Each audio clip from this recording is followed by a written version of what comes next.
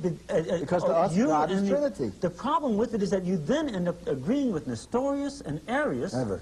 Well, that's exactly what they tried to deny. Okay, Jesus is the mother of God, and as such, that they ended up denying his divinity or humanity. I can see your basis for saying that, but you get on to the next four, and I don't see a basis. All right, well, let's move on.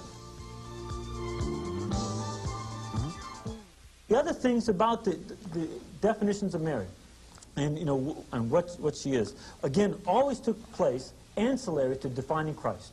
Okay. Throughout the history of the councils. Do you have any disagreement with that?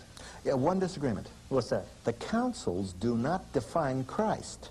The New Testament defines Christ. The councils confirm the text. But they define what that authentic and orthodox faith has to be from Scripture.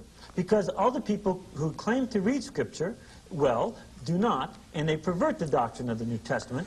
And so the councils make it clear what that definition is. But the Roman Catholic publications I have tell me, and I can produce the references quite easily, that all that is necessary for salvation, is contained in Holy Scripture. Right, and it's also all contained in tradition.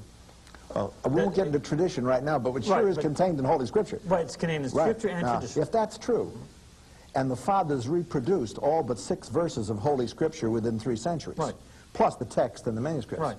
If that's true, then you didn't need councils to define what they recognize as the already existing body of truth. The councils were called to deal with heretical doctrines. Right.